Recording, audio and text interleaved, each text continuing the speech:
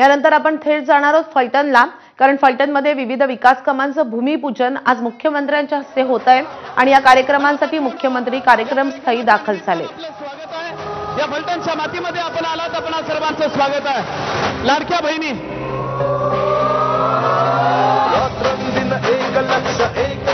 फलटणकर जोरदार टाळ्या वाजल्या पाहिजेत। आपल्या भागाला पाणी देणारा नेता आदरणीय देवाभाऊले आपणा सर्वांना माझी विनंती आहे, मनापासून स्वागत आहे। श्री व्यासपीठाला विनंती करतो की आपण सर्वांनी अस्वस्थ व्हावं।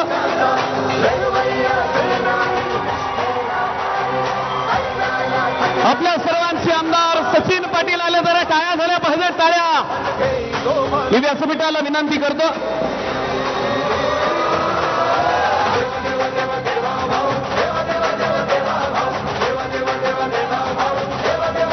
Okay, thank you. मान्यवर मंडळींना मी विनंती करतो, अखंड हिंदुस्थानाचं दैवत छत्रपती शिवरायांच्या चरणी आपण नतमस्तक व्हावं। शिवरायांच्या चरणी आपण त्यांना पुष्पहार अर्पण करून त्यांच्या चरणी नतमस्तक व्हावं। फलटणकर दोन्ही हात वरती करायचे, घोषणा द्यायच्या, बोला छत्रपती शिवाजी महाराज की। फलटणकर शिवछत्रपतींची सासरवाडी आहे फलटण, आणि सासरवाडीतला आवाज बुलंद पाहिजे। तर याच कार्यक्रम स्थळावरून आपले प्रतिनिधी मंदार गोंसाली आपल्या सोबत आहेत।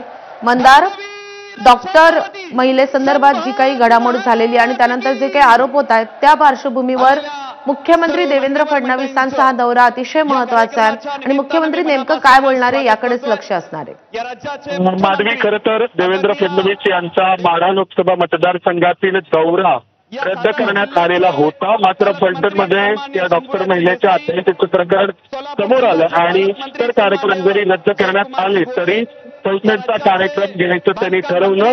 यातून संदेश देण्याचा मुख्यमंत्र्यांचा प्रयत्न होता की माजी खासदार निंबाळकर यांच्या पाठीशी ते उभे आहेत। त्यामुळे या भव्य अशा कार्यक्रमाचं आयोजन पुन्हा एकदा करण्याचा निर्णय घेण्यात आला, कारण आपण पाहतो आहोत माजी खासदार नाईक निंबाळकर यांच्यावर या प्रकरणात आरोप होत आहेत। अर्थात मुख्यमंत्री देवेंद्र फडणवीस यांनी आधीच स्पष्ट केलंय की विरोधकांनी यामध्ये राजकारण करत आहे, मात्र आता या कार्यक्रमाच्या स्टेजवरती मुख्यमंत्री फडणवीस काय बोलतात याकडे सगळ्यांचं लक्ष असणार आहे, कारण या कार्यक्रमाचे आयोजकच आहेत माजी खासदार नाईक निंबाळकर। या कार्यक्रमाच्या निमित्ताने फलटणसाठी अतिशय महत्वाच्या अनेक कामांचं उद्घाटन होणार आहे, त्याचबरोबर भविष्यातील काही विकास कामांचं भूमिपूजन देखील होणार आहे। त्यासाठी मुख्यमंत्री स्टेजवर दाखल झालेले आहेत, त्यांच्यासोबत राज्याच्या मंत्रिमंडळातील अनेक मंत्री आहेत, लोकप्रतिनिधी आहेत आणि अर्थातच रणजित नाईक निंबाळकर हे स्वतः देखील उपस्थित आहेत।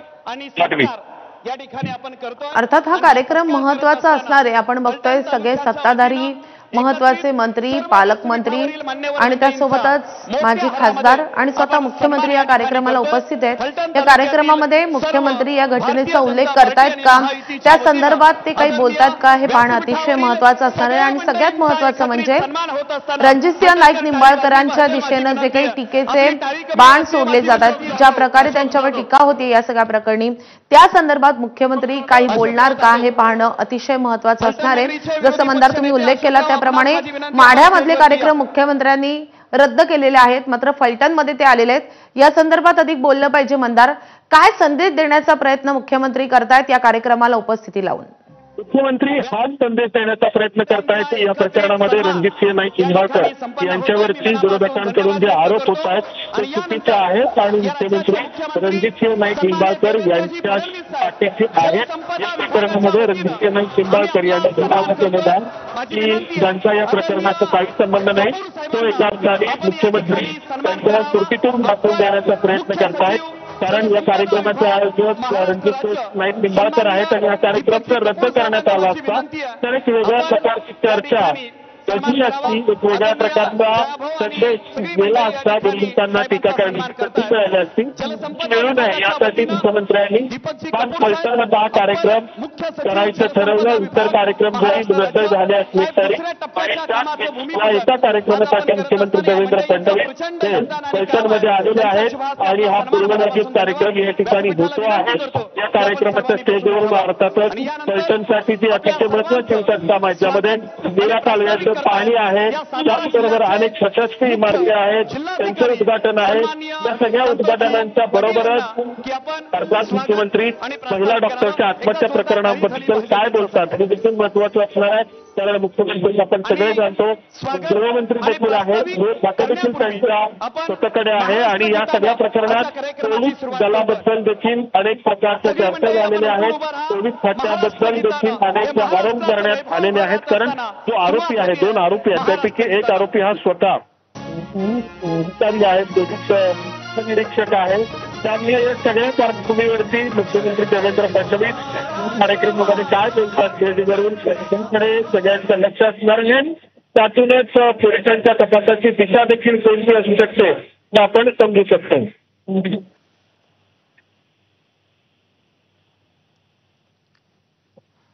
आपण बघतोय महाराष्ट्र गीताला सुरुवात झालेली आहे. थोड्याच वेळात भूमिपूजन सुरू होईल आणि त्यानंतर मुख्यमंत्रीही बोलतील. मात्र मंदार, पोलीस अधिकाऱ्यावर आरोप झाले होते, गंभीर स्वरूपाचे आरोप होते. मात्र PSI बदने आजच शरण आलेला आहे, त्याला थोड्या वेळामध्ये कोर्टामध्ये हजर केलं जाणार आहे. मुख्यमंत्र्यांच्या दौऱ्याआधी तो शरण आला, ही एक महत्वाची घडामोड म्हणता येईल.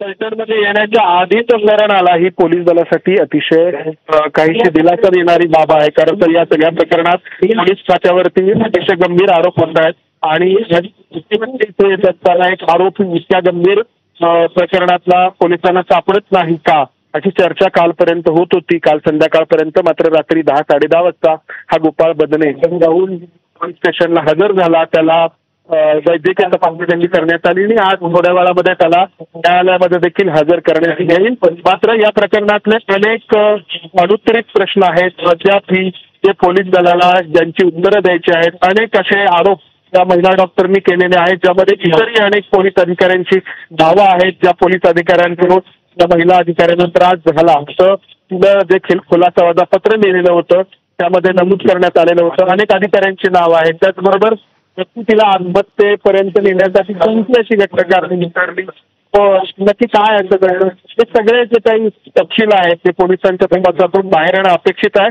मात्र आपण पाहतो मुख्यमंत्र्यांचा दौरा आहे, त्यामुळे सगळे वरिष्ठ पोलीस अधिकारी स्टेजवरती आहेत. सातारा जिल्ह्याचे पोलीस अधीक्षक जोशी आहेत, त्याचबरोबर